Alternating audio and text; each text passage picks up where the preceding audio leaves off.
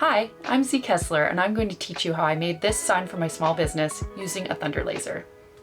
So I'm going to show you the first steps of how to take this image from Canva and bring it into Lightburn to make a sign. I've got the image here, and you'll notice that the font it's a brush script, so we're gonna have to tidy that up. We can either save this image or we can just like do a screen capture and get it. This image will work well because there's a high contrast between the letters in the background. I'm gonna do a print screen capture, then I'm gonna go to Lightburn, I'm gonna paste it in, and I'm going to click on the image, right click, and I'm going to trace image. And you can see that because the image is pretty high contrast, it's already automatically choosing all the areas that I want, so I can adjust these if I want to. But I think it's fine as it is. It kind of automatically does what it thinks is best, so click OK. Okay, and now if we move this, you'll see there's now a copy. So we can just press delete or backspace. And so now what I'm going to do is remove all of this stuff that says like 25%, notes, photos, like part of the screen that we don't really need. So I'm going to highlight it, and you'll notice that if I do that, everything disappears. So the problem is everything is merged together. So what we want to do is we want to ungroup, and that makes each part of this image separately movable, deletable. So I'm just going to highlight those, this,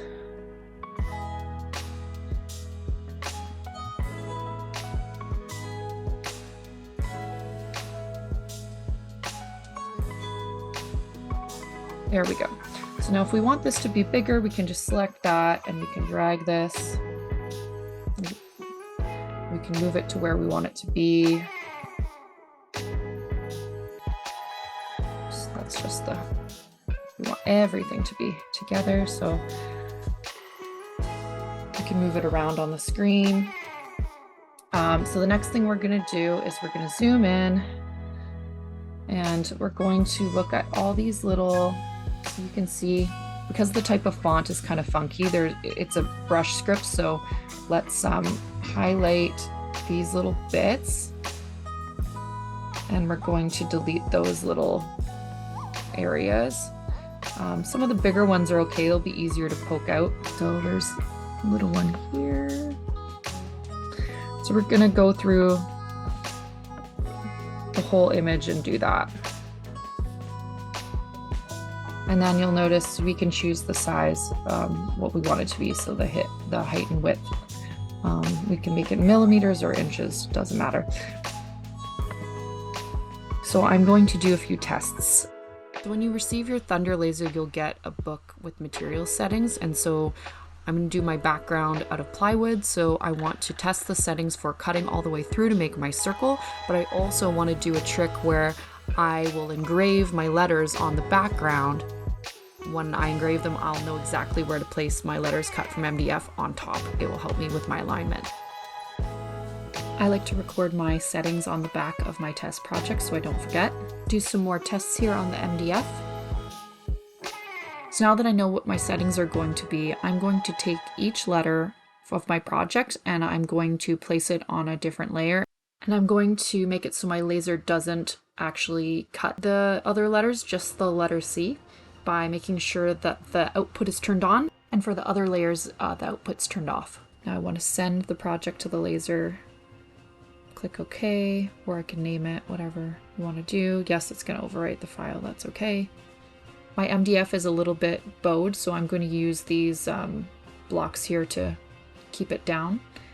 Just make sure that you don't frame it where the blocks are, otherwise it will smash right into them and ruin the laser head.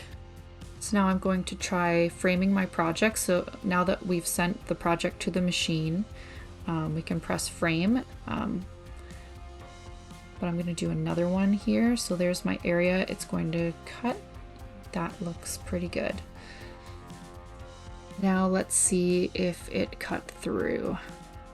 Oh, it's a little bit difficult. There we go. Hooray! There's our first letter. So once again, I've wrote the settings that turned out okay on the back so that I can remember what they were, and I wrote the material as well. So I'm going to do my other letters at the same settings. So here I am cutting the rest of my letters. You'll notice I'm moving around my MDF sheet. This is so I can use up as much of the sheet as possible. Here I am painting the letters. I like to paint the sides of the letters to hide the burn marks of the laser, and we're pretty much done. So here's my completed sign, and you can see I have my MDF letters on the top. The back is made of plywood, and then I've attached another circle of plywood on the back, and this is a little spot for the microcontroller that controls the lighting. I've got some lighting glued around this edge. I just need an adapter that attaches to this, and then I can show you what it looks like lit up. And then I've got a hole so I can mount it on the wall.